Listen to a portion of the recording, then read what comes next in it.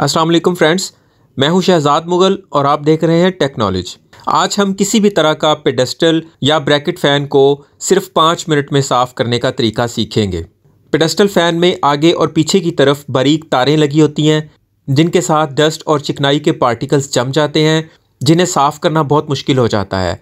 इनके पर भी इन तारों के बने केज के अंदर होते हैं, इसलिए इन्हें भी आम तरीके से साफ़ करना मुश्किल हो जाता है और इस मिट्टी और डस्ट के बायस पंखा साफ़ हवा भी नहीं देता और दिखने में भी बहुत गंदा लगता है। तो पेडेस्टल फ़ैन को साफ़ करने का बहुत आसान तरीका होता है, आज हम वही अपनाएंगे। साथ रहिएगा, शुरू करते हैं। इसका ये फ्रंट अलग हो जाता है और इसके विंग्स अलग हो जाते हैं। यहाँ पे लॉक दिए गए होते हैं, आसानी से खुल जाते हैं। अगर आपके पास कोई टूल नहीं भी हो तो भी ये हाथ से खुल जाते हैं इस तरह। तो हमें जस्ट इन क्लिप्स को थोड़ा थोड़ा ऊपर की तरफ मूव कर देना है तो ये ग्रिल बड़े आराम से बाहर आ जाएगी। ये फैन भी अलग हो जाता है। इसे अलग करने के लिए इस फैन के इस राउंड पे एक अदद होल होता है और उसके अंदर एक पेच होता है जो आम नॉर्मल किसी भी फ्लैट पेचकस से एंटी क्लॉकवाइज घुमाने से खुल जाता है। इस पेच को सारा नहीं खोलना, इसे जस्ट हमने लूज करना है तो ये विंग्स अलग हो जाएंगे। तो सबसे पहले तो फ्रेंड्स हमें पेंट ब्रश लेके इसकी डस्ट वगैरह को इसके ऊपर से झाड़ देंगे।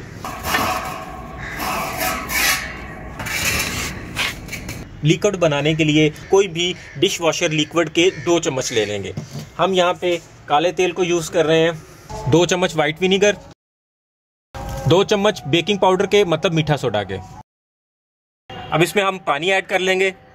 तो फ्रेंड्स ये हमारा क्लीनिंग एजेंट तैयार हो गया है। हमने इसकी ये डस्ट अलग से इकट्ठी कर दी है जो पंखे के ऊपर से ड्राई डस्ट उतरी है। जब पंखा चलता था तो इस डस्ट के छोटे छोटे पार्टिकल्स हवा के साथ हमारी सांसों में जाते थे।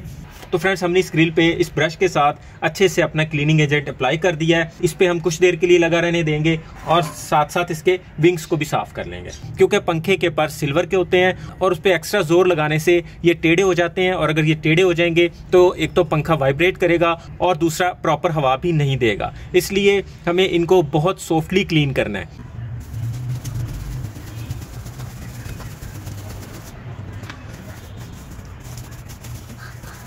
फ्रेंड इसकी मोटर वाली जगह पे स्कॉच ब्राइट को थोड़ा निचोड़ के तो फिर यहाँ पे लगाएंगे ताकि इसके अंदर से पानी के ड्रॉप मोटर के अंदर वाली साइड पे ना जा सकें, क्योंकि इसे हमने सिर्फ ऊपर वाली साइड से क्लीन करना है।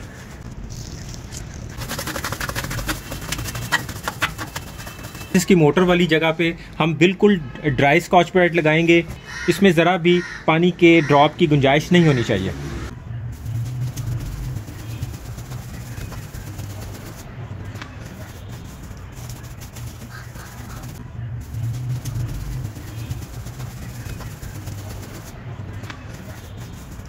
हम फैन की बैक ग्रिल को इसके इस एरिए और इस एरिए से नीचे वाले हिस्से को सादा पानी लेके ब्रश के साथ वॉश करेंगे और इसके ऊपर वाला इतना हिस्सा सिर्फ गीले कपड़े के साथ वॉश करेंगे। इसके विंग्स लगाते वक्त इसकी शॉफट को हमने चेक कर लेना है। इसमें एक कट होता है, इन परों का ये वाला पेच इस कट के इस जगह पे टाइट होना चाहिए, इसलिए हमने इसको ऊपर की तरफ कर लिया है और इसका पेच भी ऊपर की तरफ रख के हम इस पर को इसके अंदर लगा देंगे। हमारी फ्रंट ग्रिल भी ड्राई हो चुकी है। इसमें भी 1-2 जगह पे इस तरह की फिटिंग होती है, तो जब हम इन दोनों फिटिंग्स को ठीक से बिठा देंगे तो पूरी ग्रिल ऑटोमेटिकली ठीक से बैठ जाएगी।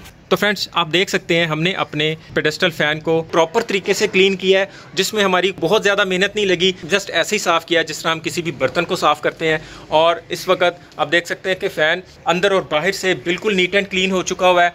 अब ये बिना शोर के साफ़, शफाफ और ज़्यादा वाली हवा देगा। उम्मीद है आज की वीडियो आपको बहुत पसंद आई होगी। वीडियो पसंद आए तो इसे लाइक और दोस्तों में शेयर लाजमी कीजिएगा। अभी के लिए इतना ही। अपना और अपनों का ख्याल रखिएगा। बहुत बहुत शुक्रिया। अल्लाह हाफिज़।